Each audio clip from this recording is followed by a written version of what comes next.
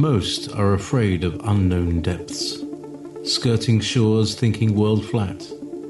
I'm with the island girls in celebration of new religion. Nobody led me or said this way. I sailed alone on makeshift raft with wind as companion.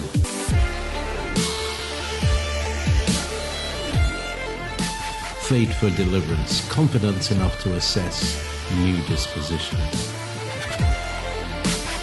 Seekers of lost paradise may seem fools to those who never sought the other worlds. Welcome to Momentary Zen with Zen Garcia. Visit www.fallenangels.tv. You're listening to Revolution Radio. Our subject and his kin had been taught by their families and tutors that once upon a time their ancestors had fallen to earth after some cosmic calamity in the time before the garden. He believed that while their ancestral mother was Eve, their ancestral father was not Adam. They believe that they are our humanoid cousins, superior hybrids, half alien and only half human. They once reigned from Olympus and were pharaohs. Whatever the real truth of their history, their belief is the driver of their actions. Being the true believers they are, they will continue to operate in accordance with their belief in the laws of alien Darwinian survival. That's why they interbreed to maintain the purity of their bloodline. That's why they secretly meet and connive to pass power between themselves. And that's why they must fool the rest of mankind into wars of self-destruction and debt so that we may be forever enslaved to their lusts on this prison planet till death do us part. More than afraid, they know in their hearts that this is a fight for survival.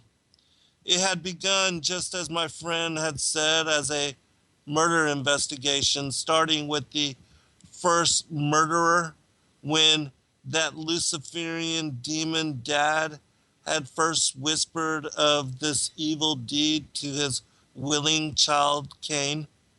It continued down through time, the sons of Adam fighting for survival and destroying the alien giants in Canaan land. David and the hybrid Goliath and his 4 hybrid brothers. And all the hidden true believers since, hiding in plain sight, so powerful and yet so important, yet again so afraid. These earthbound half-cousins of ours continue to laugh, but it is a nervous laugh at that, as they have a joke or two at our expense, repeating their lying fathers' fall to earth and flashing their heretofore secret gang in hand signs to each other, right in our faces. I know now how dangerous their beliefs are because they are being driven by them, taught by them to their real alleged father, the father of lies. And even now he knows the truth and whispers in his initiate's ears, just as he first did in Cain's. The sons of Adam, as long as they live, they are dangerous. Welcome, friends. I'm your host, Zen Garcia. This is Momentary Zen here on Revolution Radio. I thank all of you for taking the time to join us this evening. I do want to give a special shout out to Shane, who's tuning in from Norway and who had asked me about this particular topic. He's writing a number of novels based upon the war in heaven and the ongoing enmity between the seed lines. And so, and because this is a topic that is still yet little understood with regard to the differentiation between paradise and the Garden of Eden, how the fall of humanity is linked to the separation of light and darkness and the exile, casting out of the rebel angels and the 1/3 of those that joined Lucifer in rebellion, in insurrection, and that tried to overthrow the original Morning Star administration of Christ Yeshua, the Son. I am going to go over a few things this evening to bring some clarity to not only the questions that Shane has asked, but many of you as well. And I'm going to specifically focus on two texts which I released as part of one of the new trilogies that we released through Sacred Word Publishing. It's called The Great Commission.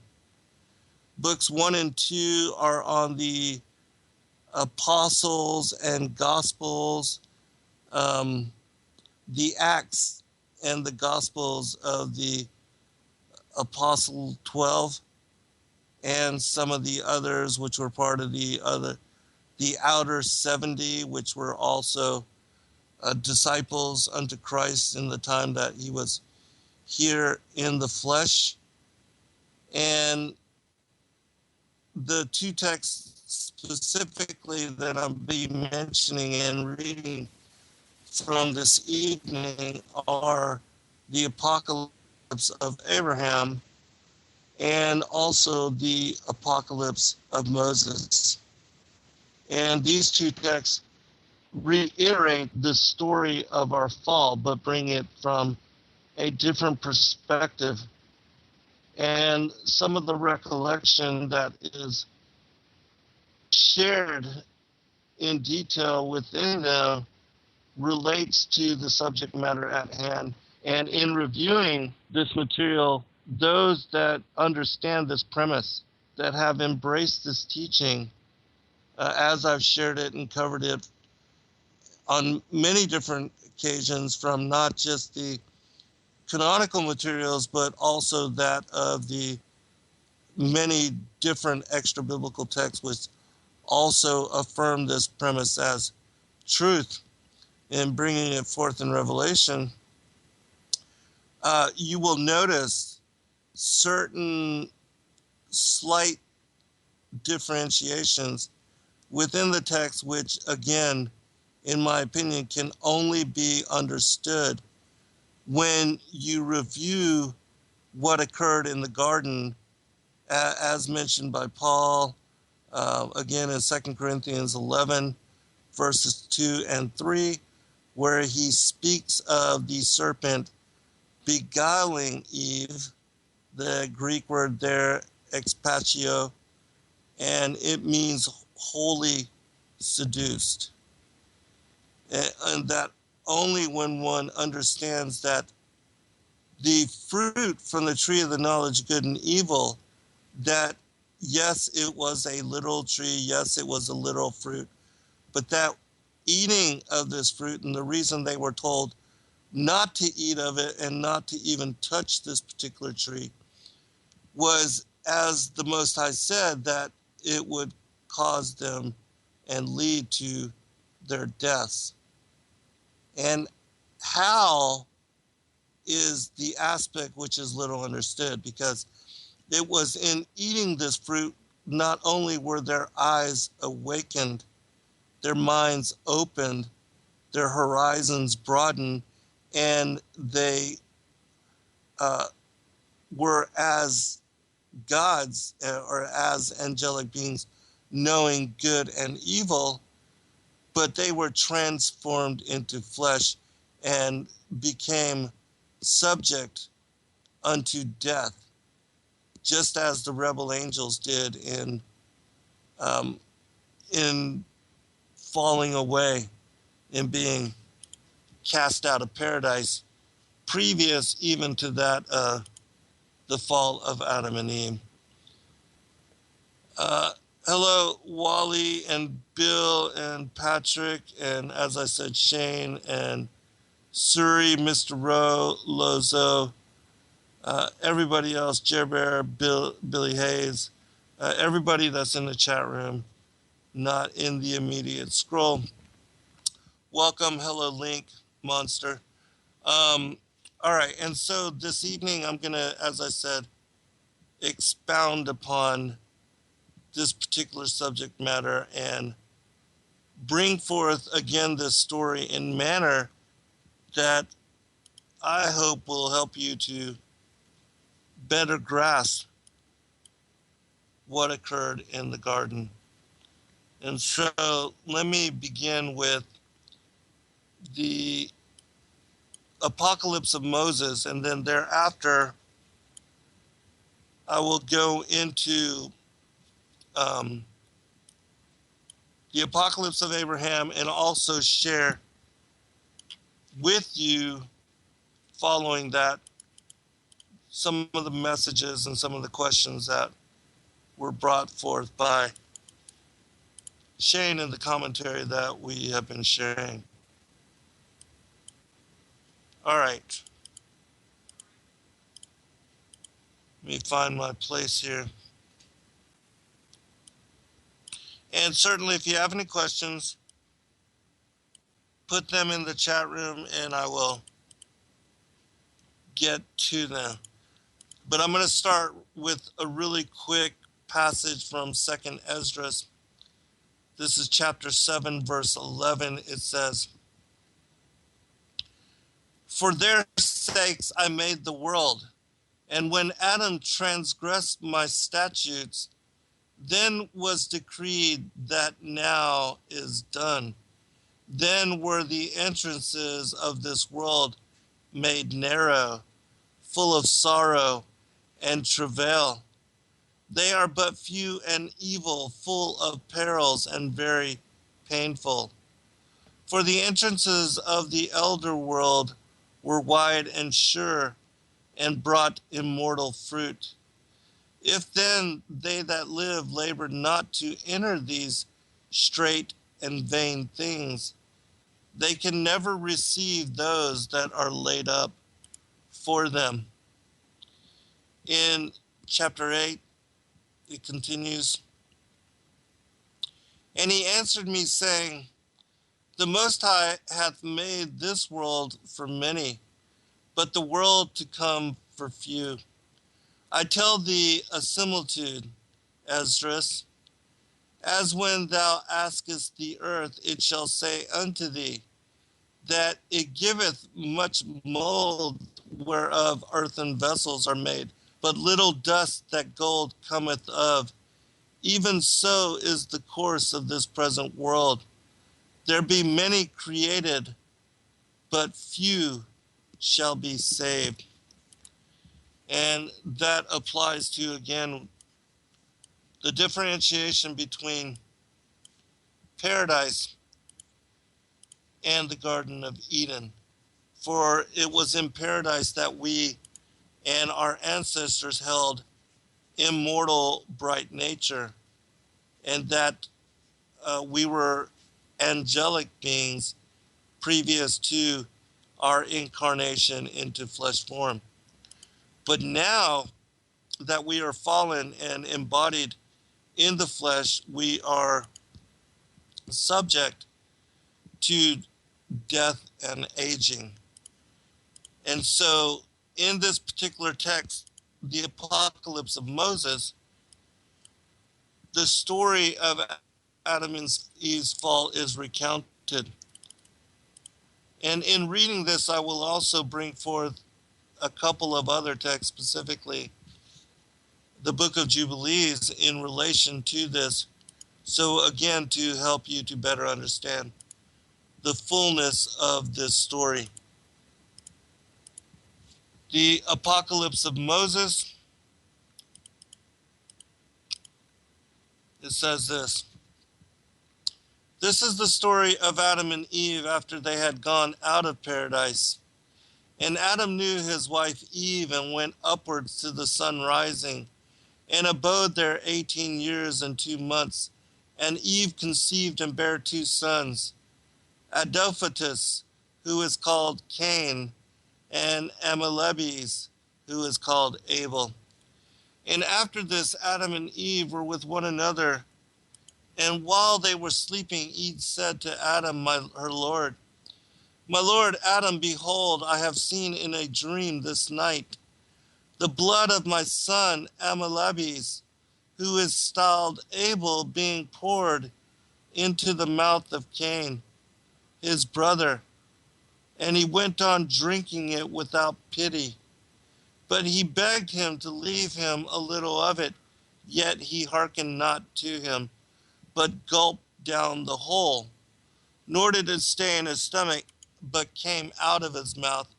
And Adam said, Let us arise and go and see what has happened to them. I fear lest the adversary may be assailing them somewhere. Before I go into the next chapter, I just want to make a comment here that many speculate that Cain, being under the influence of Satan and also being the child of Satan, that he was and had inclination to drink and consume the blood of humanity, that this particular vampiric behavior began with him, which it's interesting in this story we see that Eve relates this dream where she sees this precise thing as occurring. And it's also interesting that when you put the two, Cain and Abel, together, you get the word cannibal. How that relates, who really knows? But I thought it was interesting anyways. All right, continuing. And they both went and found Abel murdered by the hand of Cain his brother. And God saith to Michael the archangel, Say to Adam, Reveal not the secret that thou knowest to Cain thy son, for he is a son of wrath. But grieve not, for I will give thee another son in his stead. He shall show to thee all that thou shalt do. Do thou tell him nothing. Thus spake the archangel to Adam. But he kept the word in his heart, and with him also Eve, though they grieved concerning Abel, their son. And this is chapter 4, which this aligns with Genesis chapter 4, verse 1, which for those that know and have studied this particular topic, that is the one verse which I believe, being little understood, is the passage which most relate in order to deny this as truth, when it's, in my opinion, once you understand the fullness of the context of the story, that the first portion of that sentence, and Adam knew his wife Eve, semicolon, and she conceived and bare Cain, that those two sentences are separated from the context of the other. And that when one looks up that particular verse in the Targum, there's a portion that says, and Adam knew his wife Hava, who had desired the angel, that again, understanding that the beguilement of Eve being conducted by the serpent, Satan the Nakash, that beguilement was a sexual seduction, which led to her being impregnated with Cain, that the second portion of this verse is related to that aspect of the story, which in my opinion is again why you find at the beginning of Genesis chapter 4, which is the chapter where the children of Cain are relayed as the 10 generations of his progeny. he being the patriarch, they are listed in order in that chapter, separate from Genesis chapter 5, where the children of Adam are cited in reference, beginning with Seth, because Cain murdered his half-brother Abel, which I'll elaborate on. I'm not going to go into the fullness of the story. If you want to know in great detail all that I'm covering and touching upon from different angle in this show, you can look to my 12th book, The Great Contest, number 2, The Enmity Between the Seed Lines, where I bring forth the story of the garden parable from the King James Version, the English translation, and the 1611, and also the 4th and 5th century BC Aramaic Targum, and the 3rd century BC, the Greek Septuagint, and paralleling those stories side by side, and then sharing the teachings of the church fathers and the rabbinical commentaries. In my opinion, it's undeniable that this is what occurred within the Genesis chapter 3. All right, continuing. Returning back to the Apocalypse of Moses. And after this, Adam knew Eve, his wife, and she conceived and bare Seth.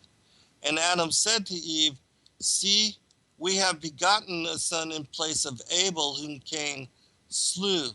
Let us give glory and sacrifice to God.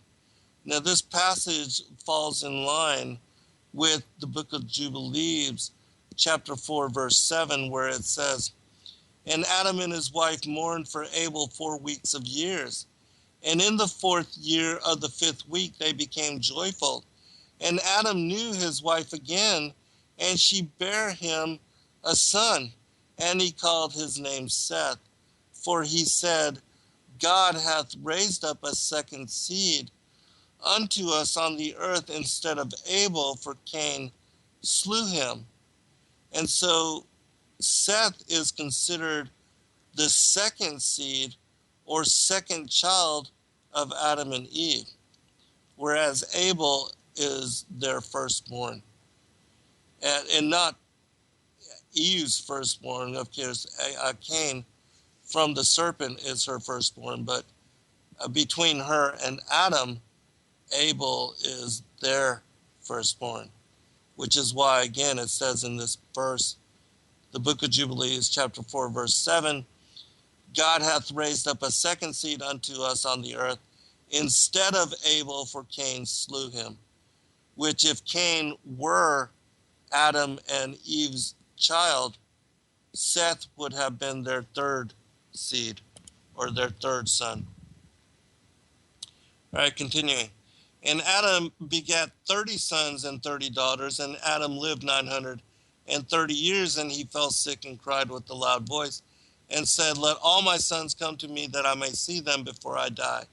And all assembled, for the earth was divided into 3 parts. And Seth his son said to him, Father Adam, what is thy complaint? And he saith, my children, I am crushed by the burden of trouble. And they say to him, what is trouble? And Seth answered and said to him, hast thou called to mind, Father, the fruit of paradise, of which thou usedst to eat, and hast been grieved and yearning for it? If this be so, tell me, and I will go and bring thee fruit from paradise. For I will set dung upon my head, and will weep and pray, that the Lord will hearken to me, and send his angel, and bring me a plant from paradise, and I will bring it to thee, that thy trouble may cease from thee. Adam saith to him, nay, my son Seth, but I have much sickness and trouble. Seth saith to him, and how hath this come upon thee? And here's where we get into the story of the fall and their revisitation of it. Adam said to him, when God made us, me and your mother, through whom also I died, he gave us power to eat of every tree which is in paradise. But concerning that one only, he charged us not to eat of it. And through this one we are to die. And the hour drew nigh for the angels who were guarding your mother to go up and worship the Lord. And I was far from her. And the enemy knew that she was alone and gave to her, and she ate of the tree which she had been told not to eat. Then she gave also to me to eat. All right, let me clarify just something here really here.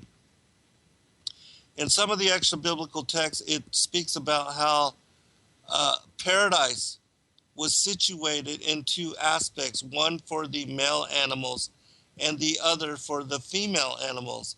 And that Adam was the guardian of that aspect where the male animals were, and that Eve was guardian over the aspect of paradise where the female animals were. But that every specific time, that there was different times when the angels would go and all gather to praise the Most High God.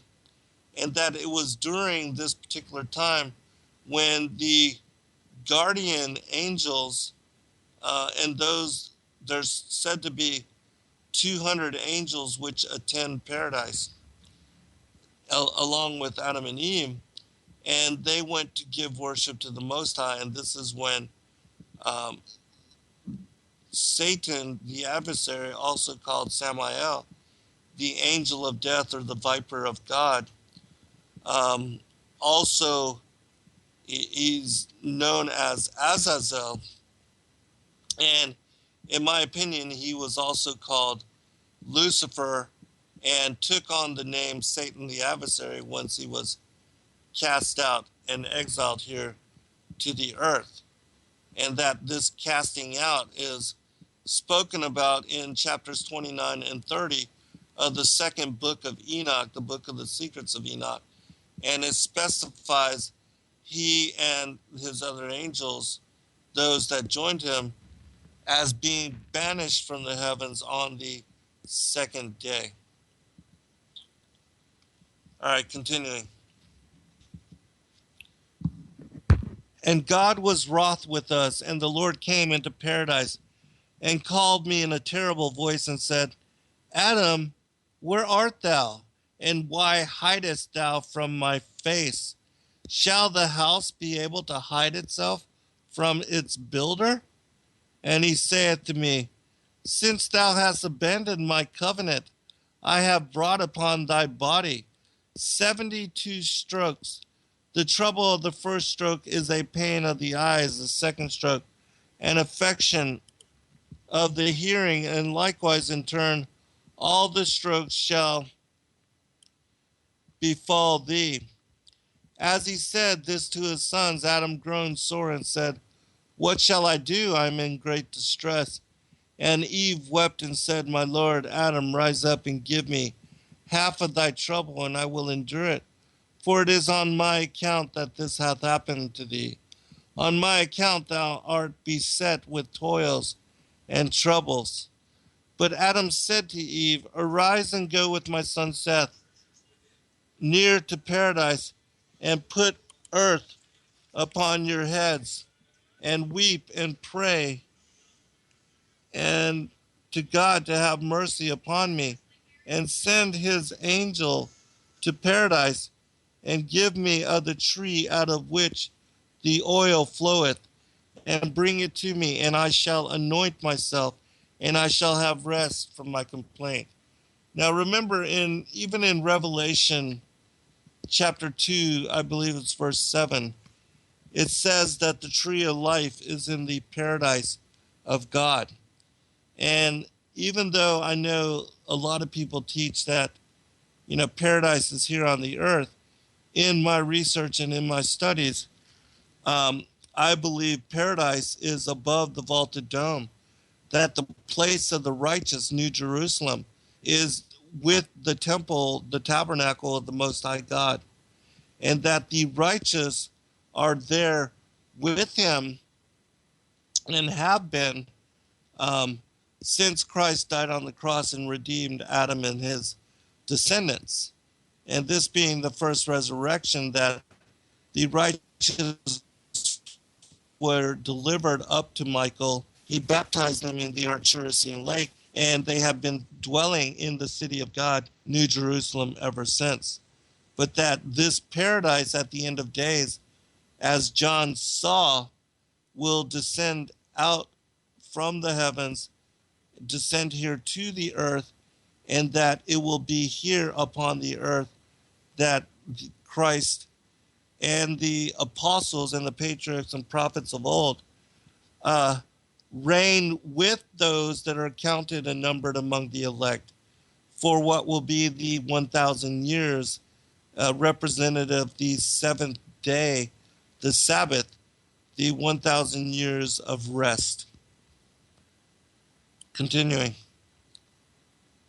Then Seth and Eve went towards paradise, and Eve saw her son in a wild beast assailing him, and Eve wept and said, "Woe is me!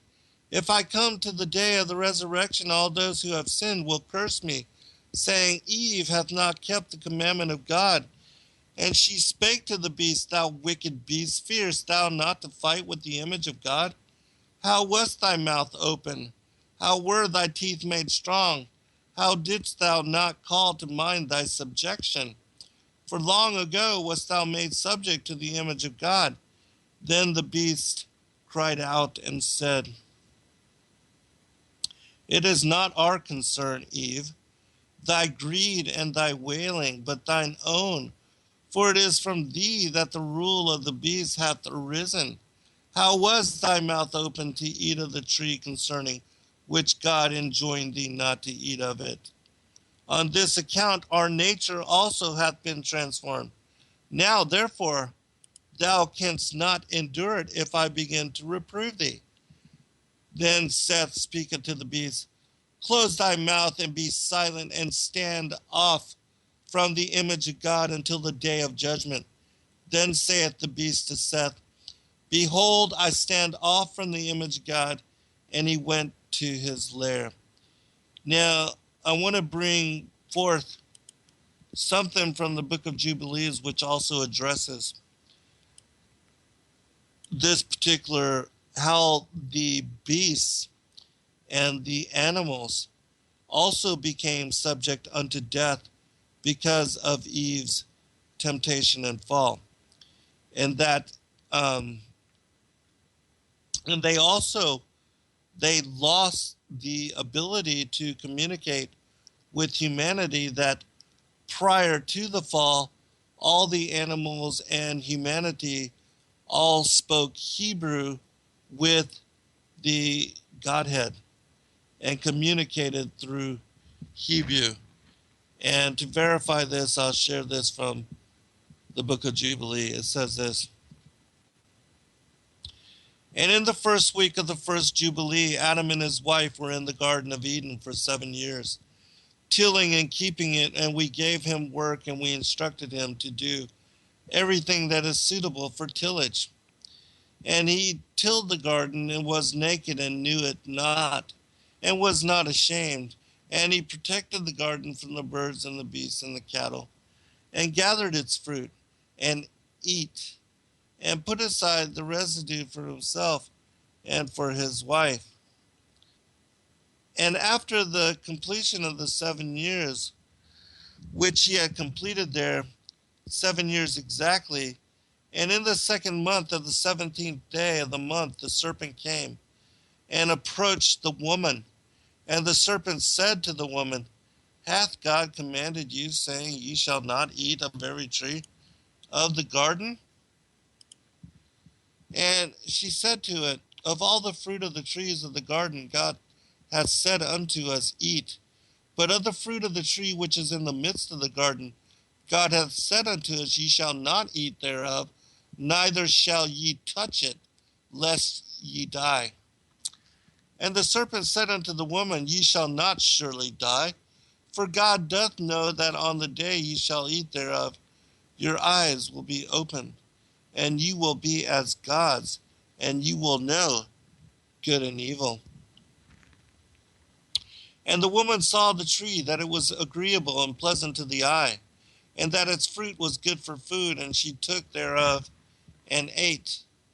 And when she had first covered her shame with fig leaves, she gave thereof to Adam, and he ate. His eyes were opened, and he saw that he was naked. And he took fig leaves and sewed them together and made an apron of himself and covered his shame. And God cursed the serpent and was wroth with it forever.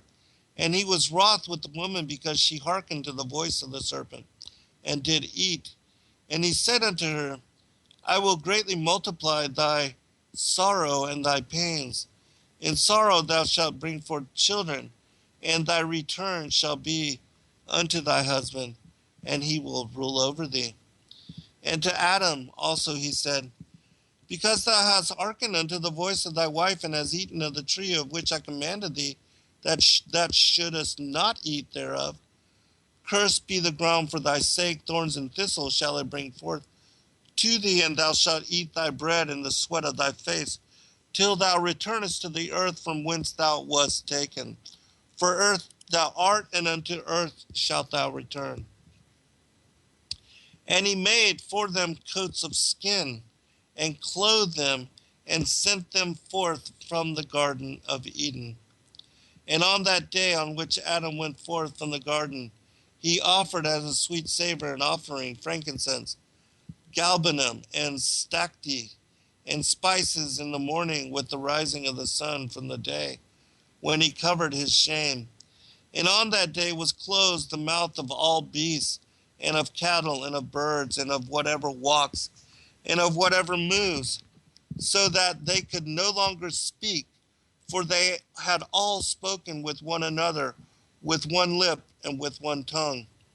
And he sent out of the Garden of Eden all flesh that was in the Garden of Eden, and all flesh was scattered according to its kinds, and according to its types, unto the places which had been created for them. And to Adam alone did he give that wherewithal to cover his shame of all the beasts and cattle. On this account it is prescribed on the heavenly tablets, as touching all those who know the judgment of the law, that they should cover their shame, and should not uncover themselves as the Gentiles uncover themselves. And on the new moon of the 4th month, Adam and his wife went forth from the Garden of Eden, and they dwelt in the land of Elba, in the land of their creation. And so you can see that it was that all of them were cast out of paradise, and that when the animals were brought here to the earth as well, that they were no longer under the subjection of Adam and Eve, and no longer cordial to them, but the beast actually, even though dominion was given to Adam and Eve and to humanity, the beast, can rule over humanity in that they can kill and claim the lives of humans, whereas they were subject unto humanity previously. All right, continuing with the apocalypse of Moses. And Seth went with Eve near paradise, and they wept there and prayed God to send his angel and give them the oil of mercy. And God sent the archangel Michael and spake to Seth, saith, Man of God, weary not thyself with prayers, and entreatest concerning the tree which floweth with oil to anoint thy father Adam. For it shall not be thine now, but in the end of the times. And what is it speaking about, this tree that floweth with oil? Remember that there are 4 rivers of paradise which find their origin in the roots of the tree of life, and that there's a river of wine, a river of oil, a river of honey, and a river of milk, which flow forth from the tree of life. All right, continuing.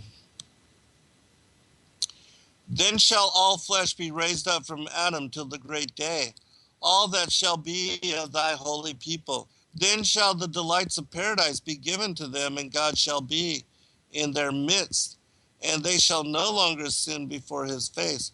For the evil heart shall be taken from them, and there shall be given them a heart of understanding the good, and to serve God only. But do thou go back to thy father, for the term of his life hath been fulfilled, and he will live 3 days from today, and will die. But when his soul is departing, thou shalt behold the awful scene of his passing. Thus spake the angel, and departed from them, and Seth and Eve came to the hut where Adam was laid, and Adam said to Eve, Eve, what hast thou wrought in us? Thou hast brought upon us great wrath, which is death. Remember, before they ate, they were not subject to death, which is why God said that when you touch it and eat of it, you shall die. Because then they were under the authority of death, and all that would be born of mortal flesh as humanity would die the death of man. All right, continue. And he said to her, call all our children, our children's children, and tell them the manner of our transgression.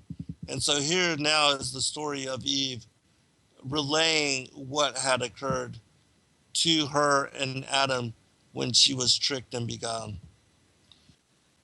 Then saith Eve to them, hear all my children and children's children, and I will relate to you how the enemy deceived us. It befell that we were guarding paradise, each of us the portion allotted to us from God. Now I guarded in my lot the west and the south, but the devil went to Adam's lot where the male creatures were. For God divided the creatures, all the males he gave to your father, and all the females he gave to me. And the devil spake to the serpent, saying, rise up, come to me, and I will tell thee a word whereby thou mayst have profit. And he arose and came to him, and the devil saith to him, I hear that thou art wiser than all the beasts, and I have come to counsel thee. Why dost thou eat of Adam's tares, and not of paradise? Rise up, and we will cause him to be cast out of paradise, even as we were cast out through him. The serpent saith to him, I fear lest the Lord be wroth with me. The devil saith to him, fear not, only be my vessel, and I will speak through thy mouth words to deceive him. And instantly he hung himself from the wall of paradise. And when the angels ascended to worship God, then Satan appeared in the form of an angel, and he began to sing hymns like the other angels. And I bent over the wall and saw him like an angel, but he saith to me, art thou Eve? And I said to him, I am. What art thou doing in paradise? And I said to him, God set us to guard and to eat of it. The devil answered to the mouth of the serpent, ye do well, but ye do not eat of every plant. And I said, yea, we eat of all, save one only, which is in the midst of paradise, concerning which God charged us not to eat of it. For he said to us, on the day on which ye eat of it, ye shall die the death. Then the serpent saith to me, may God live, but I am grieved on your account, for I would not have you ignorant. But arise, come hither, hearken to me, and eat and mind the value of that tree. But I said to him, I fear lest God be wroth with me, as he told us. And he said to me, fear not, for as soon as thou eatest of it, ye too shall be as God, in that ye shall know good and evil. But God perceived this, that ye would be like him, so he envied you, and said, ye shall not eat of it. Nay, do thou give heed to the plant, and thou wilt see its great glory. Yet I feared to take of the fruit, and he saith to me, come hither, and I will give it thee, follow me. And I opened to him, and he walked a little way, then turned and said to me, I have changed my mind, and I will not give thee to eat until thou swear to me to give also to thy husband. And I said, What sort of oath shall I swear to thee? Yet what I know I say to thee by the throne of the Master and by the cherubim and the tree of life, I will give also to my husband to eat. And when he had received the oath from me, he went and poured upon the fruit the poison of his wickedness, which is lust, the root and the beginning of every sin. And he bent the branch on the earth, and I took of the fruit, and I ate.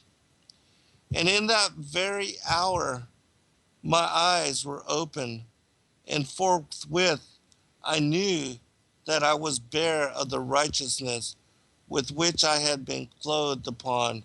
And I wept, and I said to him, Why hast thou done this to me, in that thou hast deprived me of the glory with which I was clothed? But I wept also about the oath which I had sworn. But he descended from the tree and vanished. And I began to seek in my nakedness in my part for leaves to hide my shame, but I found none. For as soon as I had eaten, the leaves showered down from all the trees in my part, except the fig tree only. But I took leaves from it and made for myself a girdle, and it was from the very same plant of which I had eaten. And I cried out in that very hour, Adam, Adam, where art thou? Rise up, come to me, and I will show thee a great secret. But when your father came, I spake to him words of transgression, which have brought us down from our great glory. For when he came, I opened my mouth, and the devil was speaking, and I began to exhort him and said, Come hither, my lord Adam, hearken to me, and eat of the fruit of the tree of which God told us not to eat of it. And thou shalt be as a god. And your father answered and said, I fear lest God be wroth with me. And I said to him, Fear not, for as soon as thou hast eaten, thou shalt know good and evil. And speedily I persuaded him, and he ate. And straightway his eyes were opened, and he too knew his nakedness. And to me he saith, O wicked woman, what have I done to thee that thou hast deprived me of the glory of God? And in that same hour we heard the archangel Michael blowing with his trumpet and calling to the angels and saying, Thus saith the Lord, come with me to paradise and hear the judgment with which I shall judge Adam. And when God appeared in paradise, mounted on the chariot of his cherubim, with the angels proceeding before him and singing hymns of praises, all the plants of paradise, both of your father's lot and mine, broke out into flowers. And the throne of God was fixed where the tree of life was. And God called Adam, saying, Adam, where art thou? Can the house be hidden from the presence of its builder? Then your father answered, It's not because we think not to be found by thee, Lord, that we hide, but I was afraid because I am naked, and I was ashamed before thy might, my master.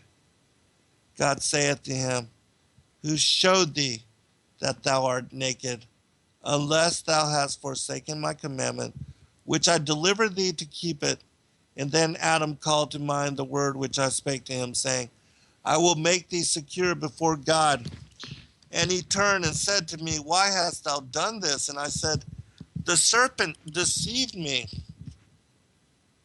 God saith to Adam, Since thou hast disregarded my commandment and hast hearkened to thy wife, cursed is the earth in thy labors. Thou shalt work it, and it shall not give it strength. Thorns and thistles shall spring up for thee, and in the sweat of thy face shalt thou eat thy bread. Weary shalt thou be, and shalt not rest. By heat shalt thou be tired, by cold shalt thou be straitened. Abundantly shalt thou be busy thyself, but thou shalt not be rich, and thou shalt grow fat, but come to no end. The beast over whom thou didst rule, shall rise up in rebellion against thee, for thou hast not kept my commandment. Here's the important part. And the Lord turned to me and said, since thou hast hearkened to the serpent and turned a deaf ear to my commandment, thou shalt be in throes of travail and intolerable agonies. Thou shalt bear children in much trembling, and in 1 hour shalt thou come to birth, and lose thy life from thy sore trouble and anguish. But thou shalt confess and say, Lord, Lord, save me, and I will turn no more to the sin of the flesh. And so here again, the fall, the beguilement of Eve is linked to the sin of the flesh. And because she was tempted and fell, she would bring forth children in childbirth, in agony, in sorrow. But this is the most important aspect of what I am covering in this show, and I'll go into further elaboration with it.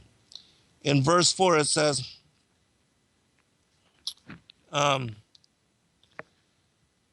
I will turn no more to the sin of the flesh, and on this account from thine own words I will judge thee by reason of the enmity which the enemy has planted in thee.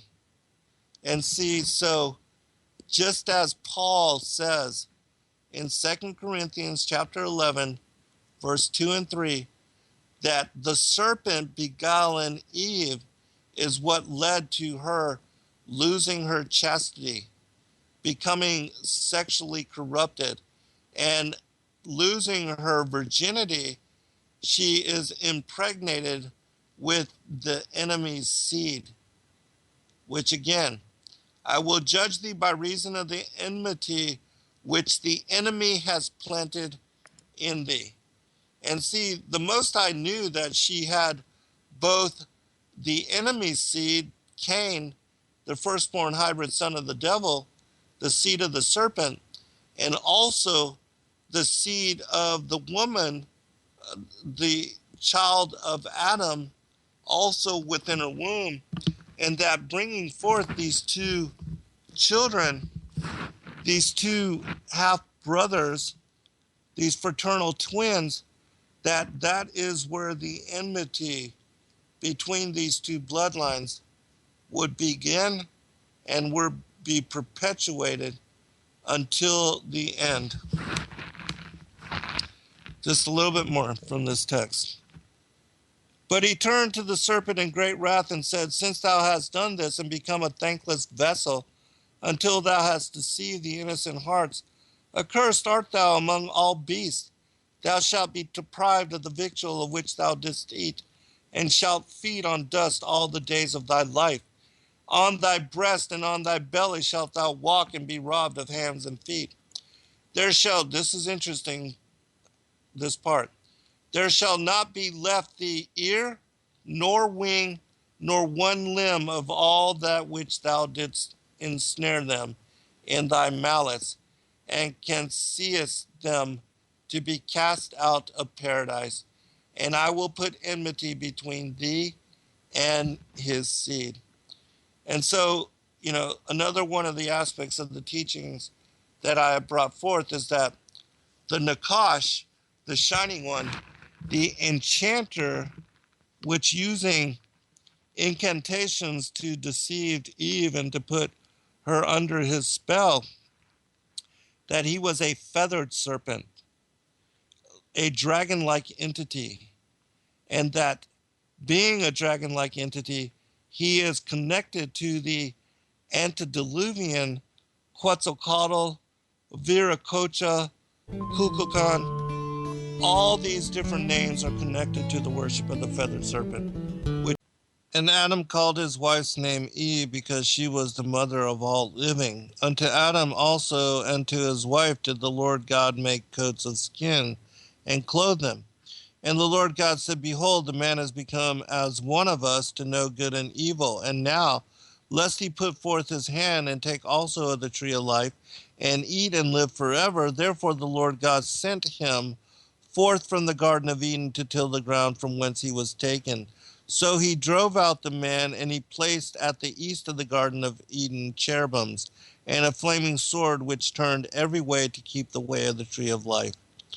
Now, this particular passage, Genesis chapter 3, verses 20 through 24, this is where they are clothed in human physicality and then cast out from paradise and exiled here to the earth where the other rebel angels were already banished to. But because most people do not understand the differentiation between paradise and what is regarded as the Garden of Eden, which the Garden of Eden in this case is paradise, but what I reference as the Garden of Eden is the place that they were exiled to, which is here upon the earth. But that Adam's body, even though it was made of the dust, and that it was created of the dust of the earth, when the spirit was blown into his flesh being and his pre-existent nature was married to that flesh form, he was placed into paradise, which again is at the third heaven. And it's in this particular verse that this exile occurs, and that being cast down here to the earth, this is where the cherubim were put into place in order to protect our former estate. And to bring clarity and to elaborate further on this, I'm going to read these very same verses from the Aramaic Targum, which is the oldest translation of the Hebrew Torah, and it brings greater clarity in most aspects of most chapters in scriptures. But when you study it from the Targum, it becomes clear that there is a difference between paradise where they were living before and to where they are living now. And that paradise is our former estate, just like it was the original place of habitation for the watchers and also the rebel angels. That just as the rebel angels have been subject to death and will be annihilated at the end of the millennial reign, the 1,000 years, what's referenced as the second death, that Adam and Eve and all of humanity also became subject to death. From the Targum it says, and Adam called the name of his wife Hava, because she is the mother of all the children of men. And the Lord God made to Adam and to his wife vestures of honor from the skin of the serpent which he had cast from him upon the skin of their flesh, instead of that adornment which had been cast away, and he clothed them. And the Lord God said to the angels who ministered before him, behold, Adam is soul on the earth as I am soul in the heavens above. And it will be that they will arise from him who will know to discern between good and evil. Had he kept the commandments which I appointed to him, he would have lived and subsisted as the tree of life forever. But now, because he hath not kept that which I prescribed, it is decreed against him that we keep him from the Garden of Eden, which is paradise again, before he reach forth his hand and take of the tree of life. For behold, if he eat thereof, living he will live and subsist forever. Now the reason, again, that they kept him from eating from the tree of life is because he was now in a fallen state. And if he would have eaten from the tree of life, he would have been condemned to be forever in this fallen state where he is exposed to the nature of good and evil. And so that's why he was removed. He was cast out of paradise now that he was in a fallen state in flesh form and subject to the authority of death. He was removed to this particular time-space dimensionality. Continuing. And the Lord God removed him from the Garden of Eden, and he went and dwelt on Mount Moriah to cultivate the ground from which he had been created. And he drave out the man from thence where he had made to dwell the glory of his Shekinah at the first between the two cherubim. Before he had created the world, he created the law. He prepared the Garden of Eden for the righteous that they might eat and delight themselves with the fruit of the tree. And so paradise was created before the visible world and the fallen earth, that the imperishable realms existed before that of the perishable. Continuing.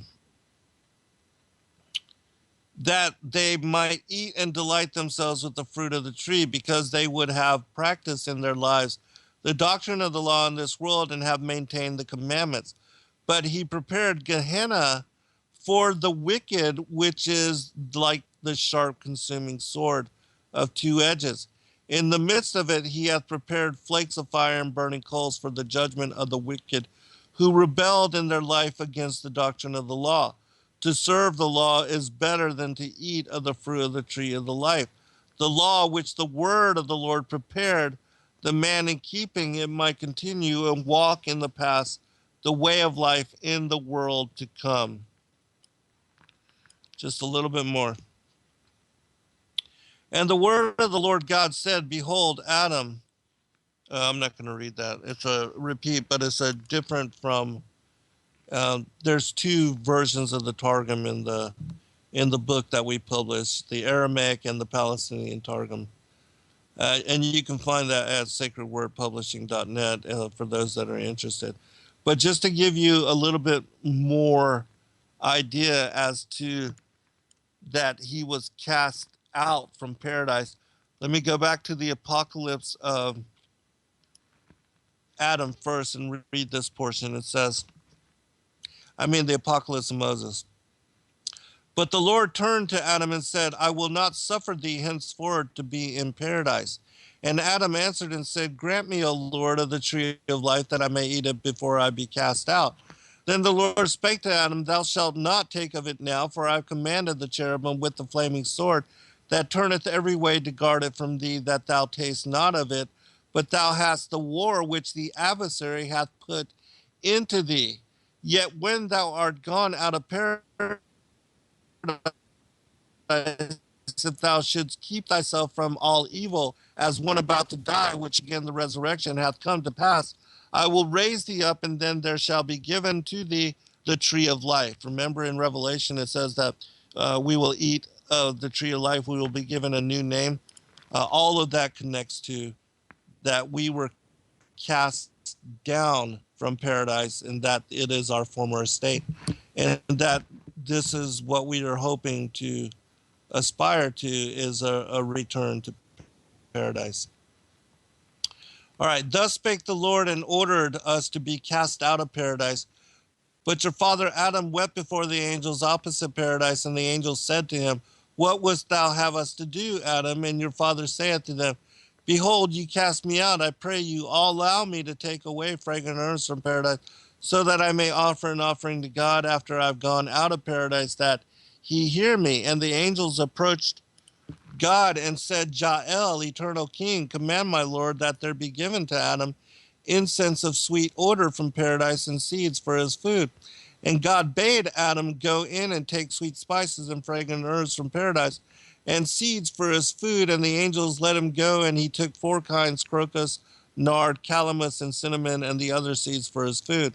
And after taking these, he went out of paradise, and we were on the earth. All right. Just a couple of verses to confirm this from other sources, and then we're going to go into the Apocalypse of Abraham. From the first book of Adam and Eve, chapter 29, verses 1 through 7, it says, thus spake the Lord and ordered us to be cast out of paradise. But your father Adam wept before the angels opposite paradise, and the angels said to him, what wouldst thou have us to do, Adam? And your father saith to them, behold, ye cast me out. I pray ye allow me to take away fragrant herbs from paradise, so that I may offer an offering to God after I've gone out of paradise, that they hear me. See, second confirming witness. And the angels approached God and said, Jael, eternal king, command my Lord, and that there be given to Adam incense, a sweet odor from paradise, and seeds for his food. And God bade Adam to go in and take sweet spices and fragrant herbs from paradise and seeds for his food. And the angels let him go, and he took 4 kinds, crocus, nard, and calamus, and cinnamon, and the other seeds for his food. And after taking these, he went out of paradise, and we were on the earth. Um, 2 more really quick, even though I have a bunch, but I want to get to the other book really quick. This also from the first book of Adam and Eve. And the Lord said to Adam and Eve, you have transgressed of your own free will until you came out of the garden in which I had placed you. Of your own free will you have transgressed through your desire for divinity, greatness, and an exalted state, such as I have, so that I deprived you of the bright nature in which you then were. And I made you come out of the garden to this land, rough and full of trouble. If only you had not transgressed my commandment and had kept my law, and had not eaten of the fruit of the tree which I told you not to come near. And there were fruit trees in the garden better than that one. But the wicked Satan did not keep his faith and had no good intent towards me, that although I had created him, he considered me to be useless and sought the Godhead for himself. For this I hurled him down from heaven so that he could not remain in his first estate. It was he who made the tree appear pleasant in your eyes until you ate of it by believing his words.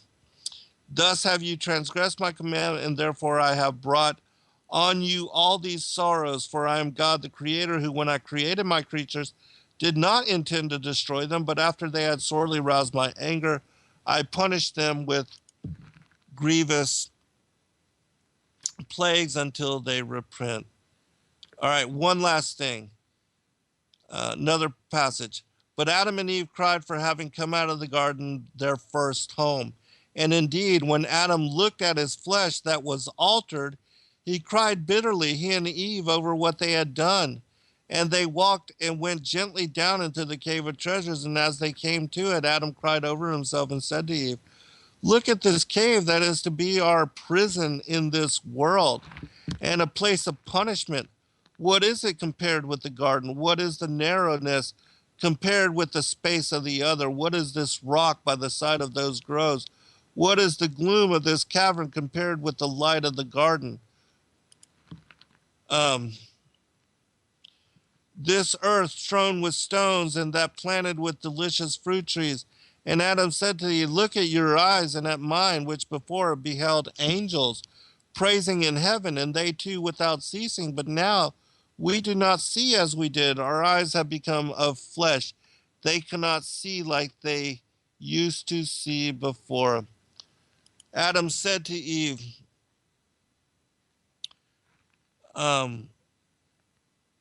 what is our body today compared to what it was in former days when we lived in the garden? And after this, Adam did not want to enter this cave under the overhanging rock, but nor would he want to enter it, but he bowed to God's orders and said to himself, unless I enter the cave of treasures, I shall again be a transgressor. All right, I'm going to go ahead and skip on. All of these are found in a chapter called The Differentiation Between Paradise and the Garden of Eden, which is both in Lucifer, father of Cain, not in as great detail as in The Great Contest 2. All right. So now I'm going to go to the Apocalypse of Abraham. And this is it describes the war between Azazel and Abraham. Abraham being of the seed of promise of the children of Adam, and Azazel being the progenitor, the father of Cain, who was the patriarch of his line. And so it speaks about this, and it covers how Abraham and his children will replace Azazel and the rebel angels who being cast out of heaven are they lost their former positions. And so it is humanity which will aspire to taking and replacing them in heaven. Okay, it says this. Disgrace upon you, Azazel, for Abraham's lot is in heaven, but yours is upon the earth, because you have chosen and loved this for the dwelling place of your uncleanness. Therefore, the eternal mighty Lord made you to be a dweller upon the earth, and through you every evil spirit of lies, and through your wrath and trials for the generations of ungodly men. For God, the eternal mighty one, has not permitted that the bodies of the righteous should be in your hand, in order that thereof the life of the righteous and the destruction of the unclean may be assured. For behold, the vesture which in heaven was formerly yours has been set aside for him, and the mortality which was his has been transferred to you. And the angel said to me, know that from henceforth the Eternal One has chosen you. Be of good courage and use this authority so far as I bid you. Against him who slanders the truth, should I not be able to put him to shame, who has scattered over the earth the secrets of heaven and has rebelled against the Mighty One?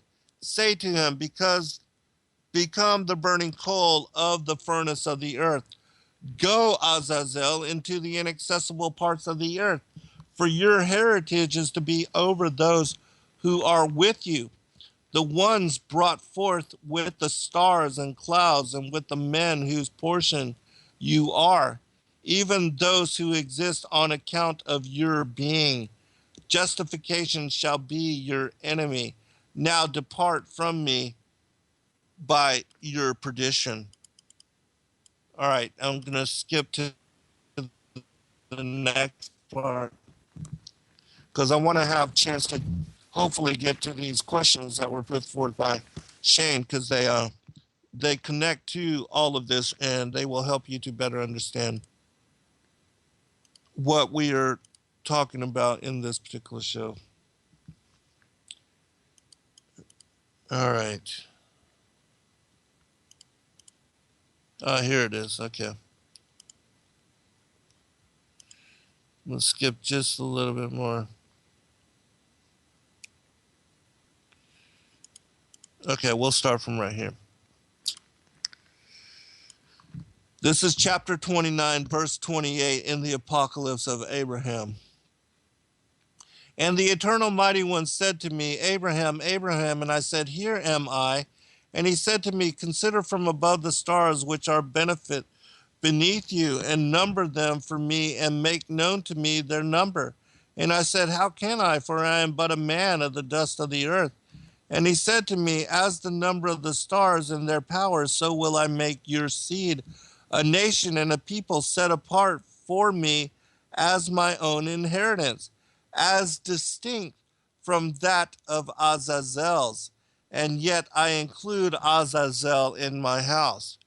All right, and so here, the Most High is speaking and showing to Abraham that Azazel has his own seed, and that it's going to be this seed line which he will be in contention with, and he'll elaborate, and we'll revisit the garden story as well. And I said, O Eternal Mighty One, let your servant speak before you, and let not your anger be kindled against your chosen one. For lo, before I came up hither, Azazel inveighed against me. How then, while he is not now before you, can you constitute yourself with him? And he said to me, look now beneath your feet at the firmaments, and understand the creation represented and foreshadowed in the expanse, the creatures who exist upon it, and the ages prepared for it. And I saw beneath the surface of my feet, even beneath the sixth heaven, and what was therein. And then the earth and its fruits, and what moved upon it, and its animal beings, and the power of its men, and the ungodliness of some of its souls, and the righteous deeds of other souls. And I saw the lower regions and the perdition therein, the abyss and its torments. And I saw the sea and its islands, its monsters and its fishes, and Leviathan and his dominion, his camping around in his caves, and the world which lay above him, his movements, and the destruction of the world on his account. And I saw there the streams and the rivers and the rising of the waters and their windings and their courses. And I saw there the Garden of Eden and its fruits, the sources of the river that issues from it, the trees and their blossoms, and the ones who behaved righteously. And I saw therein their foods and their blessedness. And I saw there a great multitude, men and women and children, half of them on the right side of the vision and half of them on the left side of the vision. And I said, O eternal mighty one, what is this vision and picture of the creatures? And he said to me, this is my will for those who exist in the divine world council. For thus it seemed well pleasing in my sight, and so afterwards I gave commandment to them through my word. And so it came to pass that whatever I had determined to be was already planned beforehand in this picture vision before you. And it has stood before me before it was created, as you have seen. And I said, O Lord, mighty and eternal, who are the people in this picture on this side and that? And he said to me, those who are on the left side are all those born before your day, and afterwards some destined for judgment and restoration, and others for vengeance and cutting off at the end of the age. But those on the right side of the picture, they are the people who have been set apart for me and whom I have ordained to be born of your line and called my people, even some of those who derive from Azazel. Now, those of you that don't know and are not familiar with my work, I speak about how that after Christ had died on the cross as the Passover lamb, shedding his blood for all of us, that before then, the children of Cain were excluded from salvation, and the people Israel, the Israelites, were told not to intermarry into the children of perdition, into or to take wives of the Gentile nations. But that after Christ died on the cross, salvation was extended even unto the children of Cain.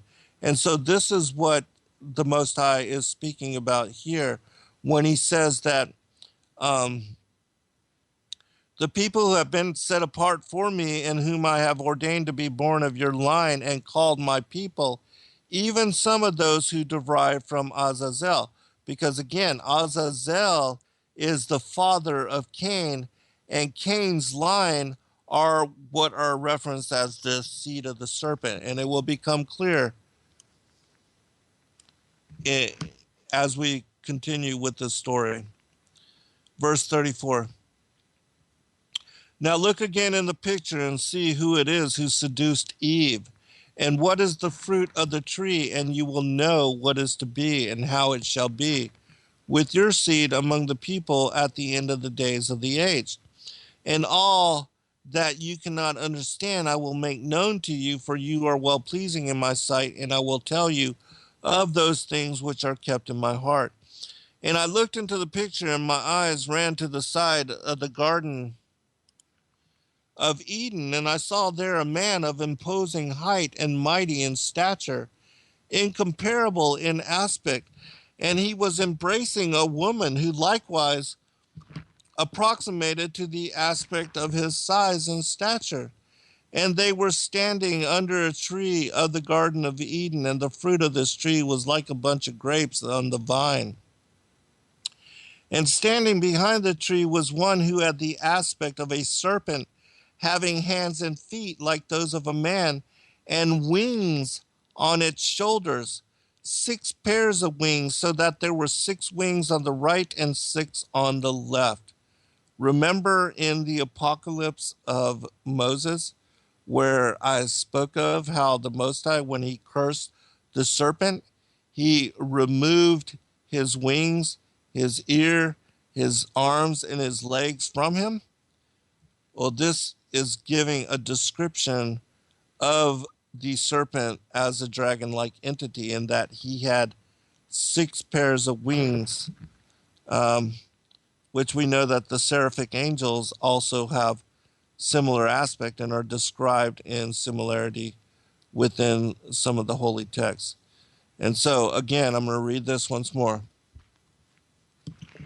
And standing behind the tree was one who had the aspect of a serpent, having hands and feet like those of a man, and wings on its shoulders, 6 pairs of wings, so that there were 6 wings on the right and 6 on the left. And as I continued looking, I saw the man and the woman eating the fruit from the tree. And I said, who are these who are embracing? Who is the one between them?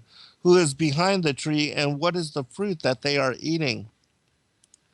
And he said, this is the counsel of the world. This one is Adam, and this one who is their desire upon the earth is Eve.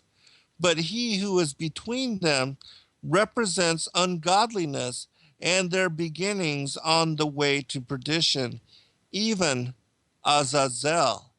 So here we have Azazel being associated with the Nakash, the serpent in the garden, which, as I said in my work and as I've covered in great detail, was a feathered serpent, the same as the feathered serpent that is worshipped in the antediluvian world all over by the pre-flood cultures and civilizations that were in contact with and led astray by the Anunnaki, the Archon, the fallen angels, the rebel angels, whatever you want to call them. All right, continue. And as I said, O eternal mighty one, why have you given such as him the power to destroy the generations of men in their works upon the earth? And he said to me, those who will to do evil, over them I gave him power, even to be beloved of them. And I answered and said, O eternal mighty one, wherefore is it your will that evil should be desired in the hearts of men, since you are indeed angered over that which you see? It is your will, and you are angry with him who is doing what is unprofitable in your counsel. And he said to me, I am angered by mankind on your account and on account of those who shall be of your family hereafter. For as you can see in the picture, the burden of destiny is placed upon them. And I shall tell you what shall be and how much shall be in the last days.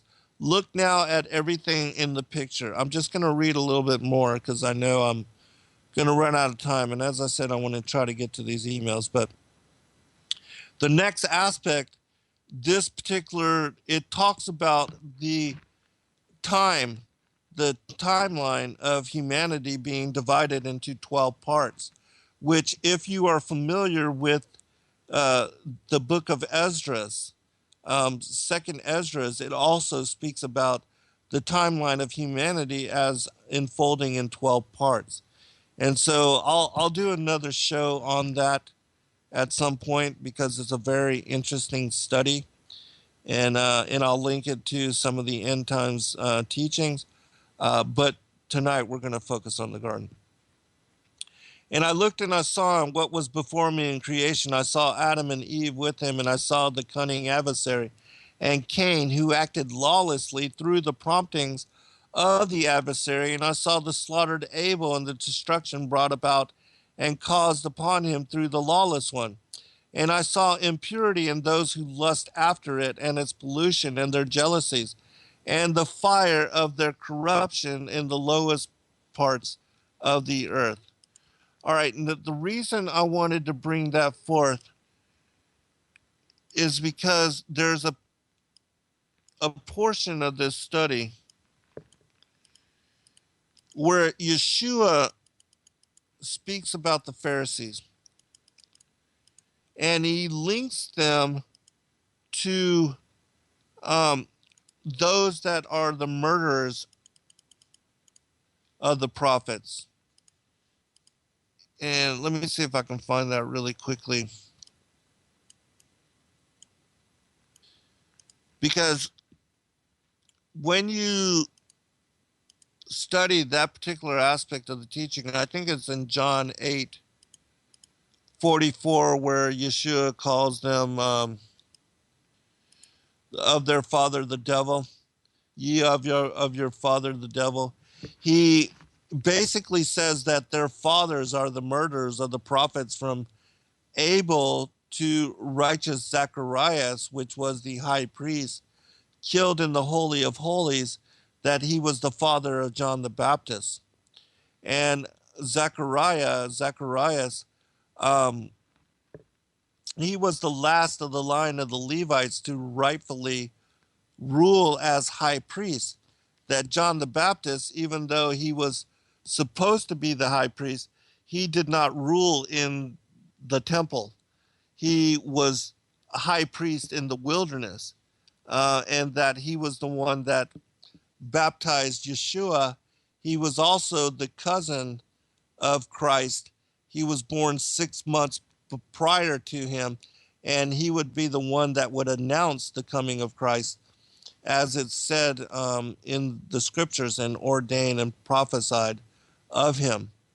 And that Elizabeth, his mother, was the cousin of Mary, the older cousin of Mary, and that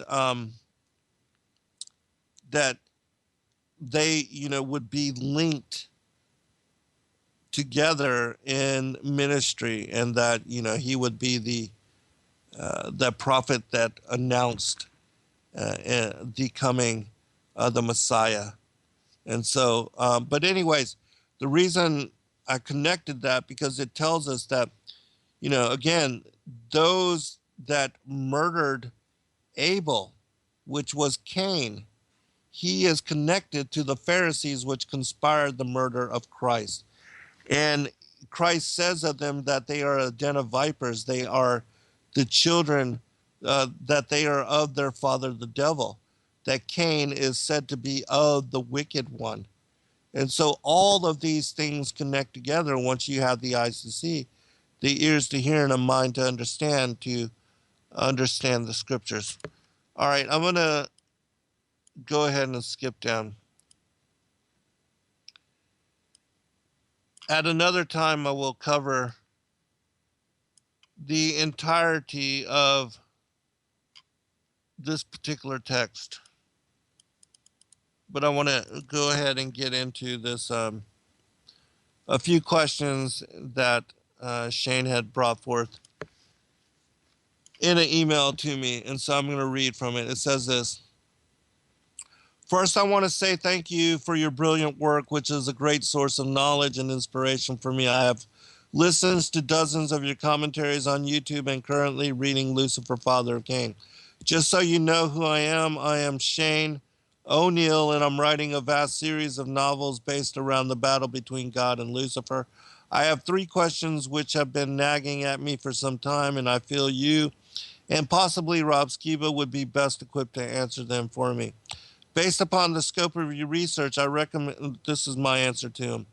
Based upon the scope of your research, I recommend that you read and study 2 of my newest books from the Gate Contest trilogy, The War in Heaven and The Enmity Between the Seedlines.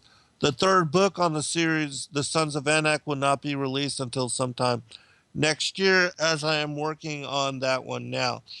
However, the first 2 will give you a foundation for how the War in Heaven ties together with the enmity between the seedlines, and why they are associated to the rebellion of the angels, which thereupon led to humanity's fall and the incarnation of the rest of us here in flesh form. In fact, I would just move from reading Lucifer, Father of Cain to immediately picking up with the story in the Great Contest books. Question 1, reading Genesis 2:4 through 2:8, is this not saying that God created Adam on the 3rd day? It clearly says that he made Adam before he made the garden in Eden. I have always believed he made Eden on the 3rd day. Let me first proclaim that the Garden of Eden spoken about in these verses, this is my answer, are what I reference as paradise, and that the Garden of Eden, which I speak about in my books, is actually the place where humanity was exiled to here upon the earth when living out their mortal lives. And so paradise is the place from which we fell in the Garden of Eden to which we are now. Paradise is where the tree of life is, which is why Christ references in Revelation 2, remember from whence thou art fallen. I do agree with you that paradise was created before the foundations of the earth and that the visible worlds in this dimensionality came into being and was meant to cater to both the rebellion of the 1/3 of the angels of the Most High God, which joined Lucifer in his attempt to usurp the authority of Christ, the morning star and leader of the angelic hierarchy. The establishment of this world was founded around the bringing forth of death into being. It is here that life and death, good and evil, light and darkness, and the duality of spirit and matter meet in conjunction. It is also here upon the earth that heaven and hell join in union, establishing the space whereupon duality has form and expression. I explained this in great detail in my book on the war in heaven and also my newest one on paradise, the sides of the north and the mount of the congregation. As to the creation of Adam, it is my opinion that as with the other sons of God, that humanity and the spirits of all things were created on the first day, and that the physical vessels which all creatures, things, and beings would use when taking on physical form were created thereafter. You can find confirmation of this in the book of Jubilees on the first day of creation. The verses that you pointed out in chapter 2 specify, in my opinion, the formation of Adam as a special creation of humanity made in the image of the Most High God. He was created after the pre-Adamites spoken of in Genesis 1:26 through 28. These beings were made as couples and represent the different races of humanoids which were created specifically on the earth to multiply and replenish it after it had been destroyed from the war in heaven. It's my opinion that because the archons attempted to create a slave race of these beings, that the Most High God created his own special human by which to establish the next scenario for what became the fall of humanity and the current world age through Adam and Eve as specified in the story of Genesis 3 and going forward.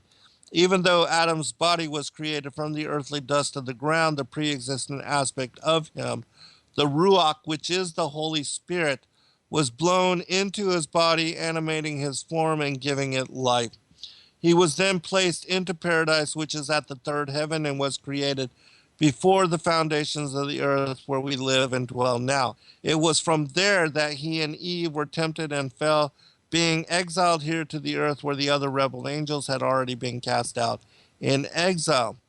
It was here also that they had attempted to enslave the pre-Adamites, leading astray the cultures and civilizations which were spread upon the earth during the antediluvian prior times, which is why we see a prevalence of blood sacrifice, victim sacrifice, and the offering of children in reverence to these fallen angelic deities.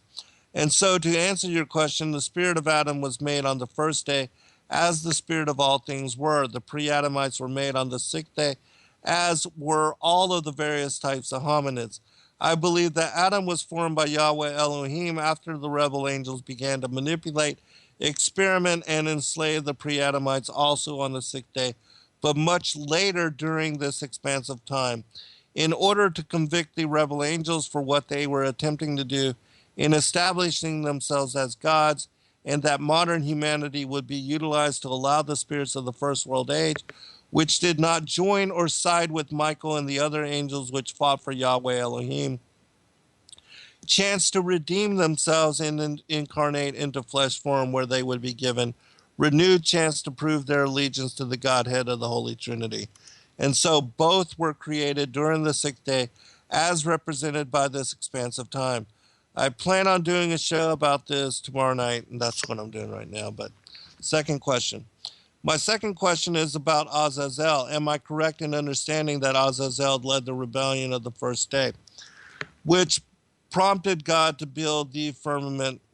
If so, how did he remain in Eden after the fall of Lucifer? Or is it possible God built the firmament anyway because of his first destruction of the earth, the idea of which I am finally succumbing to?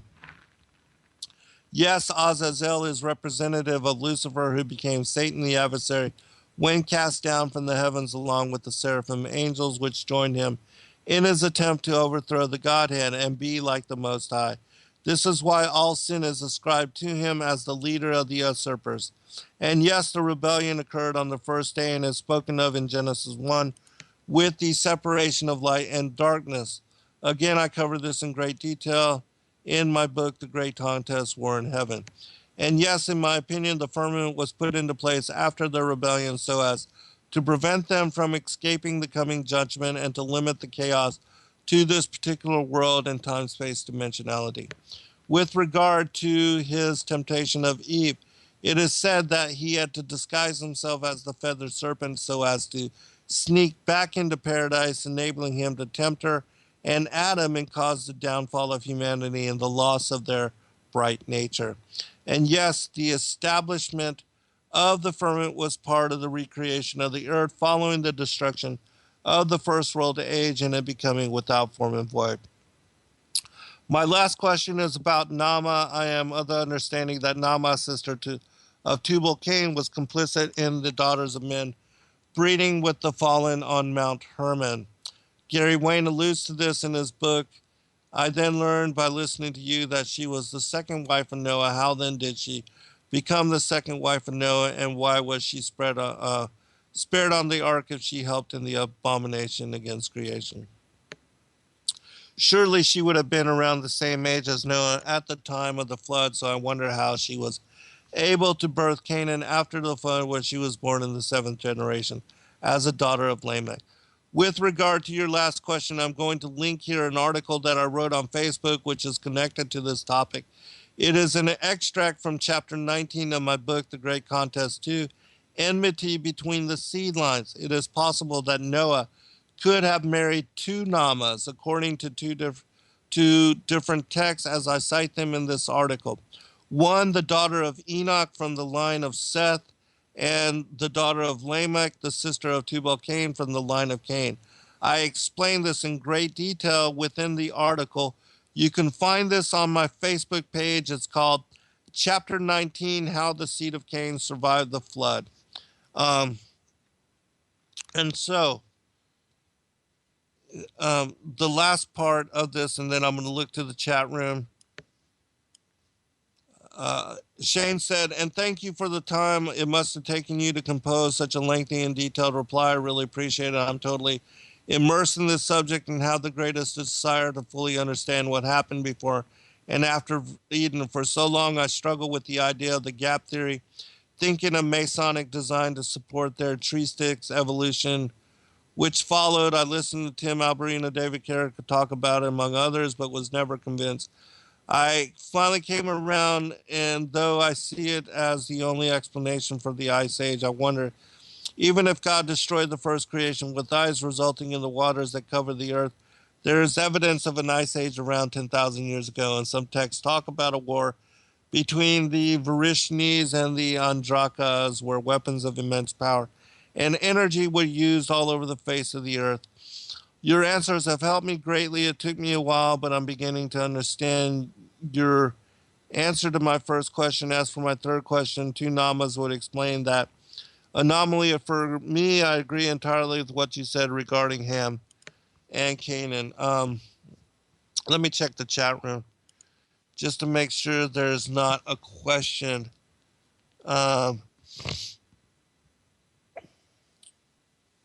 Okay. Okay, just want to make sure. If there are any questions, post them now, and I will try to get to them before the end of the show. But, all right, this is the questions that he brought forth in this last response. If the war in heaven occurred before the second creation, do you understand why Lucifer was in paradise with Adam and Eve? Now, remember, he was in paradise, and yes, he snuck in with Adam and Eve, but in Ezekiel 28 and Isaiah 14, it speaks about him as being in paradise even before they were created.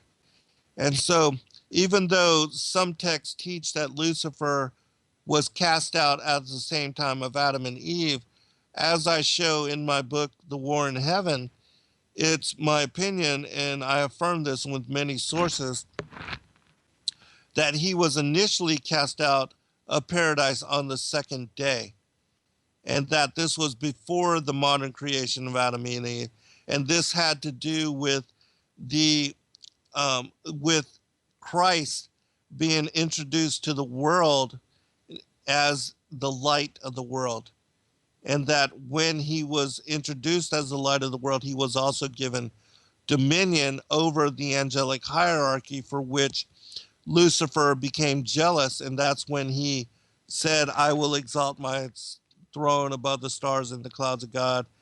I will establish, above the mount of the congregation and the sides of the north, I will be like the Most High. And that's what the moment when iniquity was found within him, and that's when he was cast out of the heavens, and that's also when the war in heaven occurred, which led to the earth becoming destroyed and an indistinguishable ruin and a deserted wasteland. And he was here before even the pre-Adamites were created. That's why we see the megalithic structures worldwide, and some of those being created at a time when humanity was not even yet existence upon this particular world. And so it was the fallen angels which counterfeiting were creating in representation these pyramidal structures as as what they had seen in the heavens with New Jerusalem and the Mount of the Congregation, that they are pyramids, and which is why we see here the rebel angels creating these ancient cultures in similar design as what they had witnessed in the heavens. All right, continuing.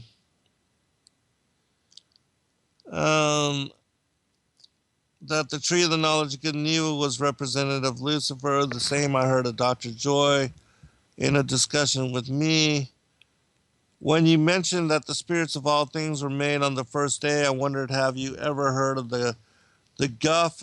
Yes, I have, as represented in the movie The Seventh Son. And yeah, it's similar. And I would also ask you to read from the Chronicles of Jeremiah. There's a text called The Formation of the Child, which speaks about this as well. Let me see if I'm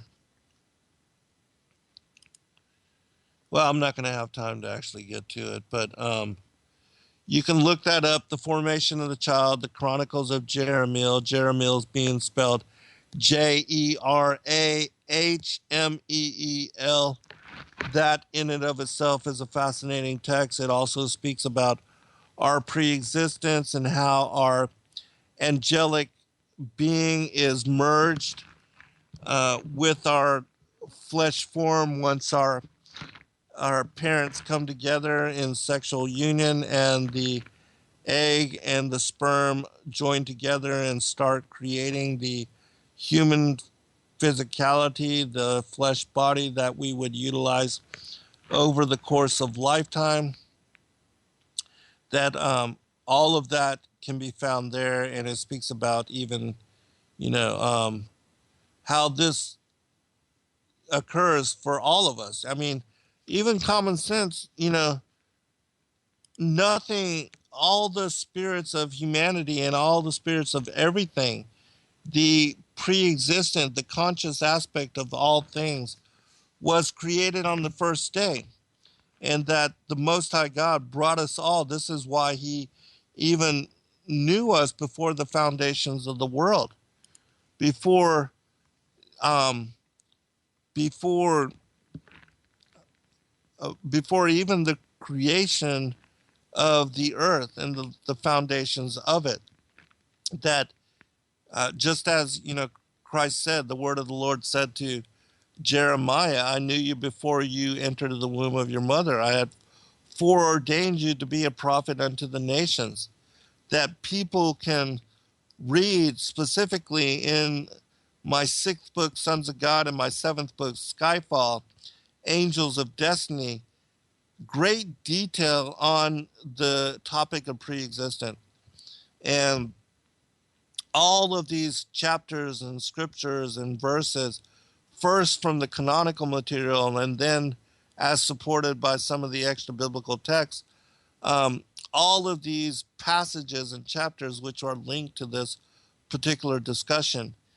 And I know that many people are selling those books online for ridiculous amounts of money that you don't have to purchase from them. That right now I still have, like, I think maybe 15 or 16 copies of Sons of God. They're hardback. I don't have any more softback copies. But if you go to sacredwordpublishing.net, we are offering them there in hardback form for $60, which I believe Shane said that the cheapest one on Amazon was $170. And so don't pay that. That's ridiculous. And at some point when I have chance, after I finish this book that I'm working on and another one that I'm working on, that I will then try to reprint both the Sons of God and Skyfall to make them available at reduced rate. Even right now, Skyfall, I think I've got less than 10 copies, and they're only softback. And we're selling them for $40 each on, at sacredwordpublishing.net, which again, people are selling them for in excess of $100. And also, for those of you that cannot afford to purchase them, because they are so expensive, I've made them available in our Facebook group, Zen Garcia Eyes Wide Open, for free. So you can download them there for free. I'll answer your question in the next show, Shane. Be blessed all. Shalom.